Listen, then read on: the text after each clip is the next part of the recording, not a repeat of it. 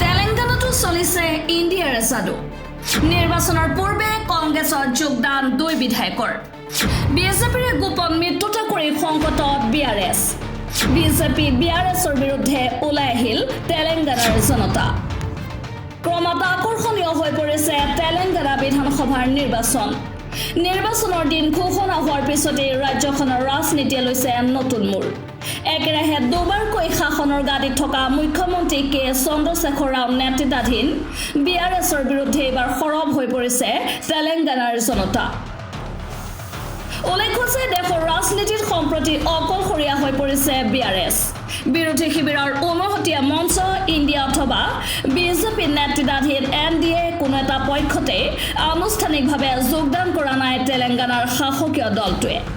কিন্তু তেলেংগানাৰ সাধাৰণ জনতা আৰু একাংশ দলীয় কৰ্মীক অন্ধকাৰত ৰাখি বিজেপিৰ সৈতে গোপন বুজাবুজি কৰাৰ অভিযোগ উঠিছে মুখ্যমন্ত্ৰী কেচিআৰৰ বিৰুদ্ধে মুখ্যমন্ত্ৰীগৰাকীৰ এনে গোপন ৰাজনৈতিক কৌশলৰ বিৰোধিতা কৰি দলৰ পৰা পদত্যাগ কৰিছে দুগৰাকী বিধায়কে তদুপৰি আন কেইবাগৰাকীও ৰাজ্যিক পৰ্যায়ৰ নেতায়ো নিজৰ সমৰ্থকসকলক লৈ ওলাই আহিছে দলৰ পৰা উল্লেখ্য যে কেইমাহমান আগলৈকে সমগ্ৰ দেশতে কংগ্ৰেছ আৰু বিজেপিৰ বিৰুদ্ধে এটা তৃতীয় মৰ্চা গঠন কৰিবলৈ তৎপৰ হৈ আছিল মুখ্যমন্ত্ৰী কে চন্দ্ৰশেখৰ ৰাও কেচিআৰৰ এই অভিযানক সঁহাৰিও জনাইছিল দেশৰ বিভিন্ন আঞ্চলিক দলে অৱশ্যে ৰহস্যজনক কাৰণত স্থবিৰ হৈ পৰে কেচিআৰৰ এই অভিযান লক্ষণীয় যে কেচিআৰে দেশত তৃতীয় মৰ্চা গঠনৰ কুচকাৱাজ চলোৱাৰ সময়তে তেলেংগানাত নামি পৰে ইডি আৰু চিবিআই দিল্লীত কপনি তোলা সুৰা কেলেংকাৰী সন্দৰ্ভত মুখ্যমন্ত্ৰী কেচিআৰৰ কন্যা কে কবিতাক তলব কৰে ইডিয়ে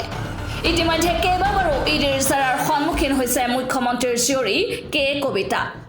মোদী চৰকাৰৰ নিৰ্দেশত বিআৰএছৰ আন কেইবাজনো নেতাৰ বিৰুদ্ধেও চলে ইডি আৰু চিবিআইৰ অভিযান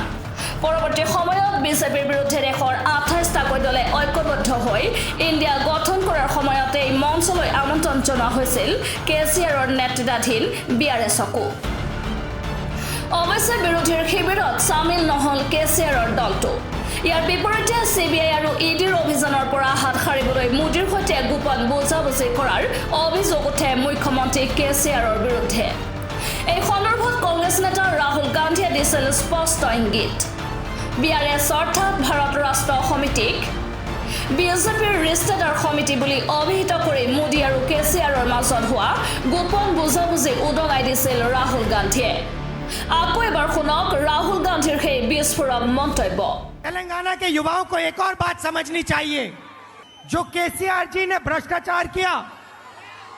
उसके कारण नरेंद्र मोदी का दबाव उन पर है लिकर स्कैम में जो भ्रष्टाचार किया वो सब एजेंसीज को मालूम है इसीलिए मैंने कहा कि टीआरएस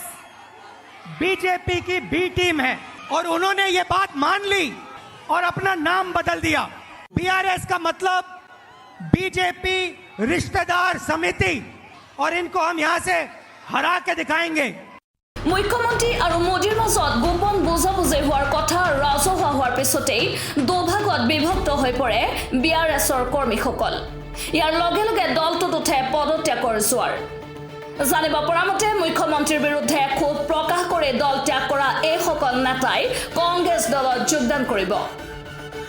উল্লেখ্য যে আজি তেলেংগানাত উপস্থিত হ'ব কংগ্ৰেছ নেতা ৰাহুল গান্ধী আৰু প্ৰিয়ংকা গান্ধী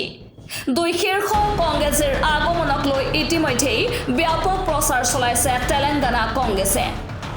নিৰ্বাচনী পৰ্যবেক্ষক মহলৰ মতে বিজেপি আৰু বিআৰএছৰ মাজত হোৱা গোপন বুজাবুজি পোহৰলৈ অহাৰ পিছতেই সলনি হৈছে